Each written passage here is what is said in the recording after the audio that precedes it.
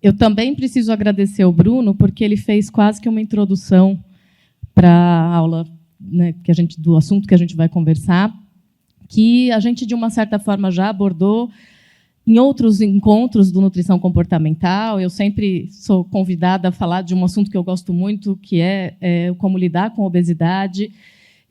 Eu, como o Bruno, defendo de que, em alguns casos, não necessariamente obesidade é doença. Eu sei que isso é polêmico, eu sei que tem frentes diferentes, mas eu entendo que é possível que uma pessoa esteja doente com a obesidade ou não.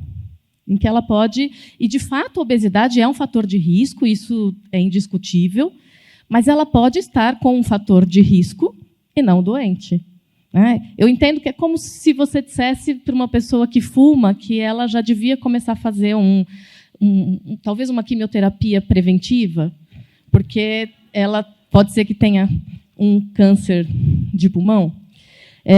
E que, então, muitas vezes a gente vai ter que, nesse caso em que, pensando como um risco, trabalhar preventivo, sim, e aí eu não estou dizendo também assim, é uma pessoa que tem uma obesidade e isso é um risco, mas deixa para lá porque ela não está doente ainda, não é isso. A gente pode trabalhar preventivamente, mas a ação preventiva, primeiro, tem que ser diferente da ação tratamento, quando existe aí uma obesidade associada já a outras comorbidades. Mas também é muito importante o que o Bruno deixou, acho que muito claro, o quanto essa ação preventiva ou tratamento não precisa ser focada na perda de peso. Ela tem que ser focada nos comportamentos que levaram aquela pessoa àquela condição. E os comportamentos, em geral, envolvem a alimentação e o exercício, que é onde a gente está entrando, né, para conversar, e, claro, outros comportamentos de saúde também.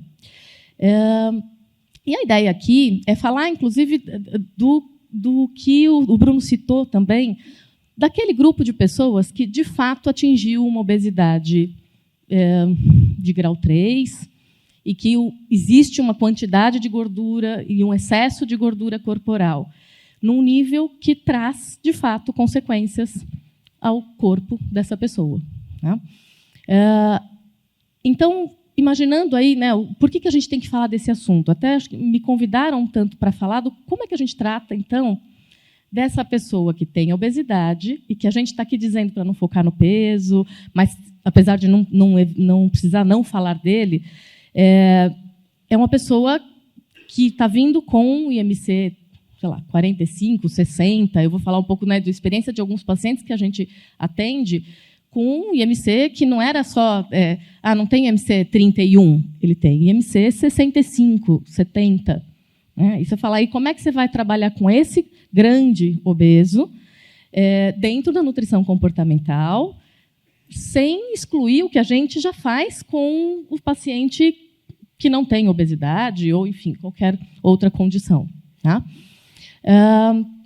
Então, também, primeiro, aqui vou citar a Vigitel, que o Bruno também citou.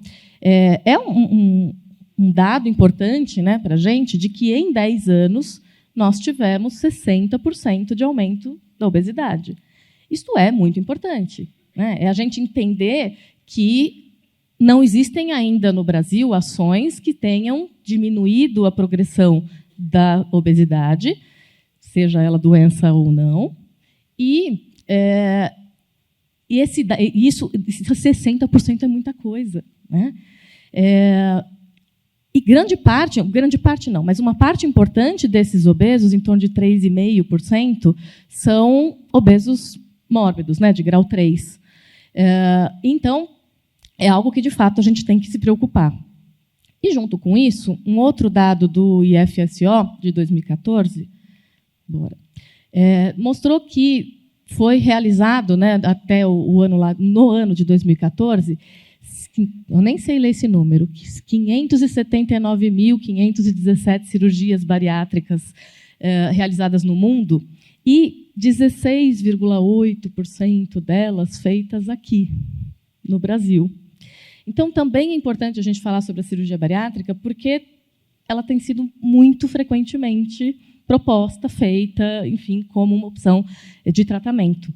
E vocês concordem ou não, a gente nem vai aqui discutir se era uma boa escolha ou não, esses pacientes vão chegar para vocês, né? Se já devem estar chegando para vocês. E a gente precisa também ter uma opção de manejo com eles antes de operar e depois de ter operado. O Brasil também foi colocado nessa lista como o 14º na relação de cirurgia por pessoas do país.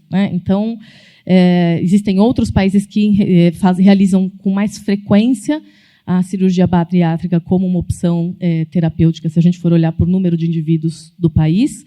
E as limitações, provavelmente, as diferenças, provavelmente em relação ao custo, porque em outros países o custo para a realização é menor, ou, enfim, já contemplado por outros órgãos de saúde.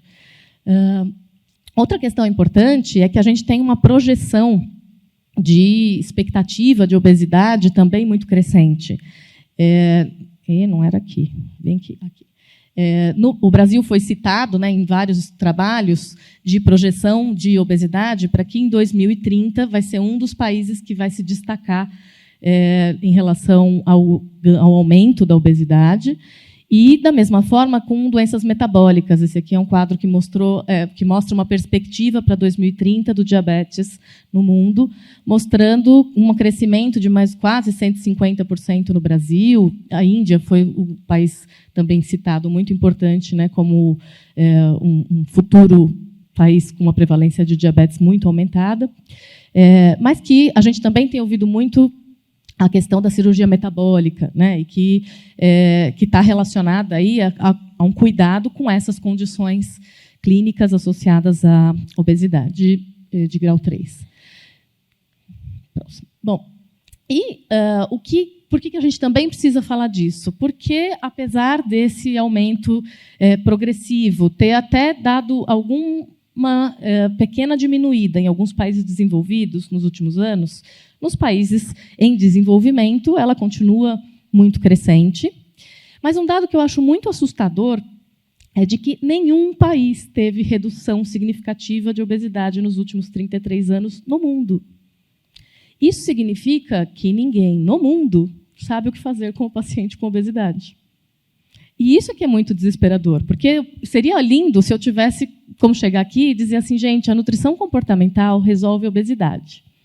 É super joia, a gente tem uma fórmula bacana para resolver a obesidade com compaixão, que seria incrível. Mas a gente não tem essa solução ainda. Enquanto a gente não tem uma solução, a gente vai trabalhando com o que tem, mas a gente não precisa trabalhar com as ferramentas que existem sem compaixão, sem empatia, com estigma, falando mal do paciente, ou julgando o paciente, porque como ele deixou chegar nisso. Uma das pacientes dessas grandes de IMC, que eu lembrei agora, é uma senhora que operou a cirurgia pela primeira vez com 170 quilos e chegou a mais ou menos 80 e poucos quilos no pós. E hoje, depois de alguns anos da cirurgia, 6 anos, se não me engano, da cirurgia, ela pesa 175. E se você olhar para ela apenas por esse aspecto do peso, se você disser, olha, a Júlia está me olhando, já sabe até do que eu estou falando. Se olhar para ela e disser, puxa vida, você sabe tudo que você passou para chegar nisso, você viveu, deve ter sido muito difícil ter passado dos 170 para os 90. Como é que você deixou isso acontecer? Todo mundo olha para ela e julga isso. Mas ninguém foi lá perguntar para ela o que aconteceu na vida dela que fez ela reganhar esse peso todo. Vocês acham que foi fácil? A história, se eu fosse contar a história dela, era uma palestra de meio-dia, porque a história é infinita e ela é uma desgraça atrás da outra. É uma desgraça acima de desgraça de verdade. Dá vontade de falar para a minha amiga, o peso é o menor dos seus problemas. Mas não é, porque na vida dela, inclusive, é um dos maiores problemas da vida dela. Ela está preocupada porque, junto com isso, veio um diabetes e porque, junto com isso, eu preciso saber, a pergunta da semana foi se farinha de berinjela tinha glúten. Vejam a conexão da importância, né, da coisa aqui. Com todo o problema que ela tem na vida, o que ela está mais preocupada é entender se farinha de berinjela tem glúten, sendo que ela não é celíaca, ela não precisa fazer uma restrição de glúten, ela nem tem o colesterol elevado, para poder pensar ainda que talvez a farinha de berinjela pudesse ter alguma coisa a ver com isso, mas é que alguém falou que é bom, mas só é bom se não tiver glúten. E aí o problemática toda dela acaba girando em torno de achar uma solução milagrosa para resolver a obesidade.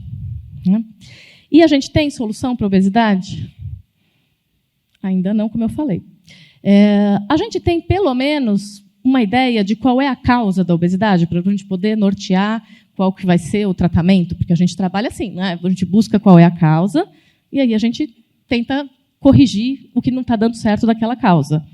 Seria lindo se eu pudesse dizer, encontramos a causa da obesidade, olha lá, vamos fazer festa. Tá?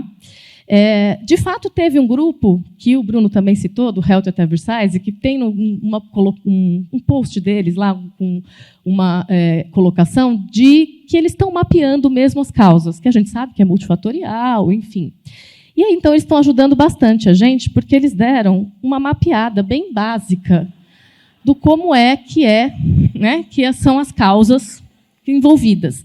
E esse monte de rabisco que tem aí são as relações que existem de uma coisa com a outra. Então, mesmo se você tem um parâmetro, uma causa só, essa causa única já vai estar relacionada com mais 300 outras coisas. E como é que a gente controla tudo isso? Né? E como é que a gente acha que prescrever para essa pessoa que operou um plano alimentar, uma outra paciente que eu me lembrei do consultório, em que o médico falou para ela assim, olha, você está operando, você vai ter aquele primeiro mês mais restritivo, de sopas, etc., e depois já se prepara, é saladinha com carne. Não, o contrário, bastante carne e um pouco de saladinha. E essa é a recomendação. Como é que ela vai lidar com isso? Será que essa pessoa que foi operar nunca tinha tentado fazer dieta na vida? Nunca ela tinha tentado comer uma saladinha, uma carne?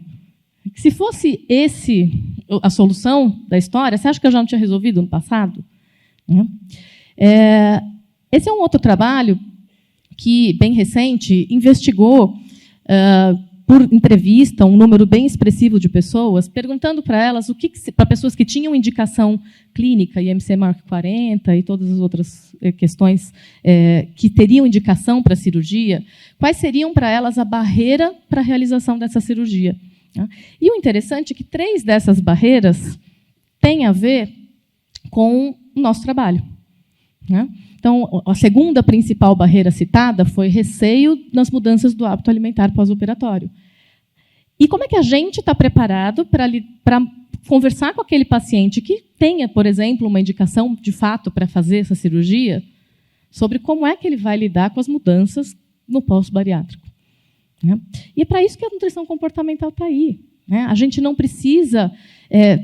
claro, como a Desirê falou, como a Manu falou, a gente não precisa abrir mão da orientação nutricional, e isso é importante. A gente vai, por exemplo, no paciente que operou, tem uma restrição necessária no primeiro mês de volume, de tipo de alimento, da consistência, em que a gente vai ter que respeitar, e não dá também para eu dizer para ele, sinta a sua fome nesse primeiro mês. Mas ele pode, de fato, ainda assim, receber esta orientação, como se você não fizer isso, você morre, e essa é a única coisa que você pode fazer da vida.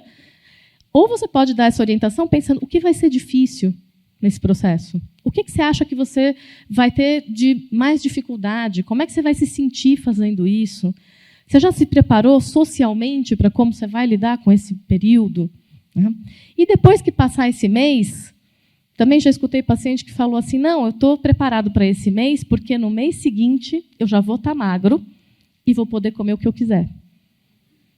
Porque tem uma crença muito que também bem comum, de que eu quero emagrecer para comer o que eu quiser. E ouvir essa crença, assim que a Manu defendeu outras técnicas, eu vou defender a terapia cognitivo-comportamental, que é a minha xodó. É uma crença que, se você não abordar com o paciente, se você não trabalhar com ele, qual é a expectativa que ele tem no pós, a expectativa dele era poder comer de tudo e não engordar, ele vai se frustrar. Primeiro, porque ele não vai poder comer de tudo, porque ele vai ter um monte de reação. E segundo, porque ele nem vai ter o resultado que ele espera. E a outra questão citada aí no número 8, recidiva de peso ao longo do tempo. A gente tem visto muito dessa recidiva. Né? Vocês também devem estar acompanhando pessoas que tiveram um reganho de peso. Claro que existe um reganho de peso esperado, normal, né, para o processo, e que também, muitas vezes, não é explicado para o paciente. A gente sabe que vai haver um reganho de peso esperado num período, mas a gente, muitas vezes, não discute isso com o paciente. A gente diz para ele, sua meta de peso é tal, a expectativa é que, no final da cirurgia, você esteja pesando tanto, né, depois de um período, e não é contado para ele que não é normal. É esperado que 5%, até 15%, às vezes, do reganho de peso é esperado, dependendo da técnica que foi feita. E também sobre a necessidade de suplementação por toda a vida, em que as pessoas ficam inseguras até, porque não sabem que tipo de suplementação é essa, ou quem é que vai acompanhar essa suplementação. Muitas das cirurgias no Brasil são feitas ou pelo SUS, mas principalmente por convênios. E muita gente faz o convênio para fazer a cirurgia, aí opera, faz o acompanhamento do período que precisa obrigatoriamente, e depois para de pagar o convênio. Faz acompanhamento como? Não faz. Né? E mesmo quando faz, muita gente também não recebe nem esta orientação, de fato, para como deveria ser a suplementação. Então, de fato, uma bela de uma barreira. Né? E para quem que a gente indica, então, essa cirurgia? Eu posso indicar, mesmo sendo nutricionista comportamental, eu posso concordar com a cirurgia? Né? Claro que sim, porque a cirurgia é para resolver questões de saúde. Então, da mesma forma, quando não tem nada a ver com estética, quando tem a ver com uma necessidade clínica, e muitas vezes existe uma necessidade de perda de peso para resolver uma questão clínica, eu brinco até com o paciente, falando muito sério, de que às vezes é melhor fazer uma cirurgia, se a questão é perda de peso, do que ficar vivendo de dieta a vida inteira. Dieta restritiva faz mais mal do que cirurgia bariátrica em longo prazo. Né? Mas isso depende de ter tido uma boa indicação. E acho que um grande dilema da cirurgia bariátrica ainda é que a gente tem ainda um respaldo melhor de quem é que estava, de fato, bem indicado para ela. E isso que a gente precisa discutir mais. É conversar mais com o cirurgião, é conversar mais com o clínico que faz essa indicação, é conversar mais com os outros nutricionistas, para a gente debater quem é que vai ter, de fato, um bom resultado com isso e quem não. E eu diria que, junto com para quem, em quanto tempo. Porque, muitas vezes, a pessoa talvez precise mesmo fazer, mas não precisa ser agora. Ela não precisa, porque ela recebeu um diagnóstico com determinadas condições clínicas, operar amanhã, como é hoje em dia. Né? A pessoa chega no consultório com a data marcada da cirurgia depois de 3 dias. A gente precisa também conversar com eles do quanto é importante que eles estejam preparados para enfrentar as mudanças nutricionais que vão ser necessárias. Operar o estômago muda o comer emocional? Não. Tem um monte de questões que, independente dele ter operado ou não, a gente vai ter que trabalhar, e ele precisa estar ciente disso. Né? Uma coisa que a gente tem acompanhado muito, especialmente no Ambulim, né, em que a gente está no 3º grupo de pacientes pós-bariátricos que vieram, depois de 2 anos de cirurgia, tiveram reganho de peso por conta de manter ainda comportamentos de compulsão alimentar. E esses pacientes, eles relatam uma coisa muito assustadora para a gente, que é uma mentalidade de dieta muito forte e muito presente. Eles fizeram dieta a vida inteira. Né? Então, quando eu falo de mentalidade de dieta, eu estou dizendo de controlar a alimentação o tempo todo. Né? De o tempo todo o que eu devia comer, o que eu não devia comer, que nutrientes estão certos, que nutrientes estão errados. E a cirurgia não corrige isso. Né? Muito pelo contrário, às vezes dá mais medo, porque e agora que eu já emagreci, o que eu vou fazer para não ganhar? E se eu ganhar, o que vão falar? O julgamento é maior. Né? Então, o pensamento de tudo ou nada em relação à alimentação e ao corpo, o julgamento do valor pessoal por meio do que se come. Né? Então, agora eu operei, eu só posso comer comida de magro. Né? Eu falo, não posso fazer gordice. Né? Aí eu entro lá de novo no...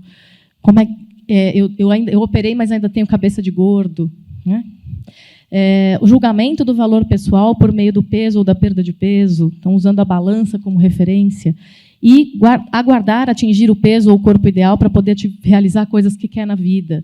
E não por uma limitação física, mas por uma limitação que ela se coloca, né, achando que eu só posso ir à praia quando eu estiver magra, que eu só posso me casar. Tem uma paciente, outra do Ambolim, que ela sempre diz, né, que ela só vai se casar quando ela tiver 30 quilos a menos, e ela já marcou e desmarcou o casamento 3 vezes, porque ela não consegue chegar naquele peso. E aí ela está há 16 anos tentando casar, mas não está dando certo, né, porque não tá fluindo a coisa.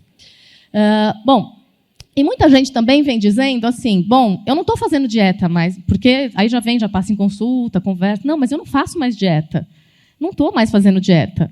Mas aí ela fala, não faço dieta, eu só estou contando as gramas de carboidrato, gordura, proteína, pontos e sei lá mais o quê. Eu só estou enganando a fome com café e refrigerante diet.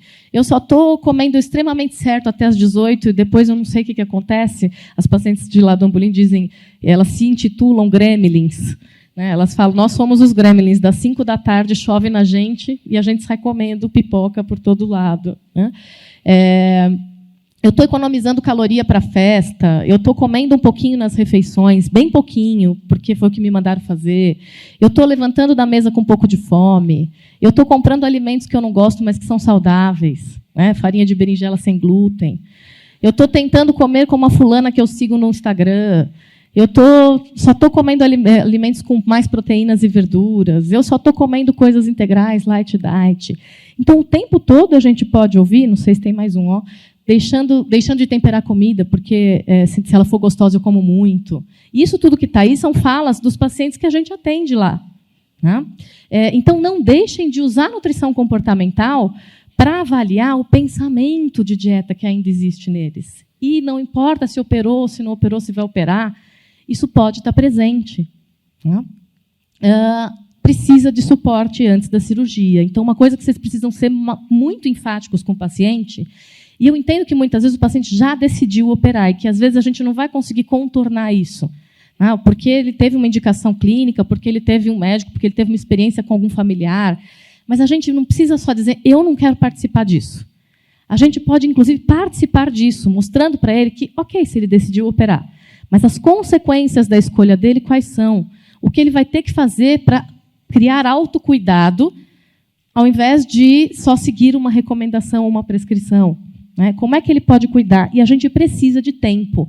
Então, negociem com o paciente, consultas antes. Já teve paciente que tinha agendado, sei lá, daqui a 15 dias eu vou operar, que eu atendi 5 vezes antes dele operar, um dia atrás do outro. Então, você vai ver que segunda, quarta, sexta, e na outra semana, de novo, segunda, quarta, sexta. Quanto mais contato vocês puderem ter com o paciente antes, façam. Porque vai precisar de todo esse tempo para ensinar para ele sobre o que ele precisa comer no pós-operatório? Não. Mas você vai precisar fazer ele despertar uma atenção para o que talvez seja difícil no pós-operatório. O pós-operatório imediato é aquela miséria, né? Que é básica, clássica. Também ele tem que estar preparado, não só para o que ele vai fazer, como é que cozinha, como é que ele prepara, o quanto tem que ter dos nutrientes, porque isso é importante, mas ele também precisa saber qual vai ser a dificuldade que ele vai ter. Ele vem cheio de dúvidas. Será que eu vou passar fome comendo essa miséria? Será que eu vou ter vontade de comer coisas que eu normalmente comia? Uma paciente do consultório que bateu no liquidificador na sexta-noite 3 fatias de pizza, bateu no liquidificador e fez uma sopa de pizza, porque coou como se deve. Tá? Ficou coadinha. Tá? E ela pediu pizza com salada, porque tinha que ter vegetal. Tá? Mas ela tomou aquilo num copo coado. Isso é normal? Não. Né? E o que ela tinha de expectativa? Sexta-noite era tradição comer pizza. Toda sexta-noite, desde sempre na vida dela, comia pizza. Como que ela faz para quebrar isso? A gente precisa discutir essas coisas. E a gente vai ter muitas dificuldades no pós-operatório que muitas vezes nem a gente sabe o que fazer. Né? Algumas são conhecidas, né? Dumping, constipação, desidratação, entalar, a desnutrição, as náuseas, vômitos. A gente já tem dificuldade para lidar com essas questões. Mas imagina quando eu tenho que trabalhar com... Eu estou achando a comida com gosto esquisito. Eu engravidei depois de 1 mês da cirurgia. Eu passei a beliscar o tempo inteiro. O tempo inteiro eu estou comendo sem parar, não sei. Eu não como volume mais porque eu não consigo, mas eu não consigo parar de comer aquilo que eu posso. Eu não estou ganhando peso como me disseram que eu perderia. Eu estou comendo ainda a emoção. Claro que não vai dizer eu estou comendo assim emocional, mas a gente identificando isso. Eu estou mantendo compulsões igual eu tinha antes, só que agora é compulsão, é mini compulsão. Eu ainda como compulsivamente, sem controle, volume de comida menor. Ou eu estou sentindo que minha barriga fica cheia muito rápido e eu não consigo me conformar que eu estou comendo só aquele pouquinho de comida e ficando cheia. Eu estou reganhando peso de fato. Eu estou com dificuldade para perceber fome e saciedade. Eu não sei mais. Se a gente tem dificuldade para entender com o estômago normal, imagina com meio estômago, com meio intestino. Né? É difícil. E eu começo a apresentar sintomas, às vezes, de transtorno alimentar. Então, eu contei um pouquinho dessa experiência, né, da cirurgia bariátrica que a gente teve lá. A gente tem tido muitos pacientes do Ambulim que fizeram cirurgia bariátrica na anorexia, na bulimia, no grupo de compulsão alimentar. Tanto que, no grupo de compulsão, a gente optou por fazer atendimento exclusivo desse grupo, porque eles não tinham outro lugar para recorrer. Né? Isso tem sido muito crescente. Então, a gente pode usar. Como é que a gente faz para promover a mudança de comportamento, que a moça está desesperada aqui, coitada, com o papel? A gente precisa trabalhar todas as técnicas que a gente tem na nutrição comportamental. A Malu falou para ler uns capítulos, eu diria, leia o livro de trás para frente, de frente para trás, de ponta cabeça. E não só leia o livro, faz o que vocês estão fazendo aqui, vem discutir, vem ver o que eu não entendi, como é que eu faço para pôr isso em prática, discute com o colega, faz supervisão. A gente precisa dessas ferramentas para poder fazer aquilo que a nutrição tradicional não ensina. Né? Então, eu não vim contar sobre nutrição comportamental, eu vim despertar só uma ideia para quando vocês forem atender pacientes que vão fazer ou que fizeram a cirurgia bariátrica, que vocês não deixem de investigar além das questões nutricionais que já são difíceis. Ok? Obrigada.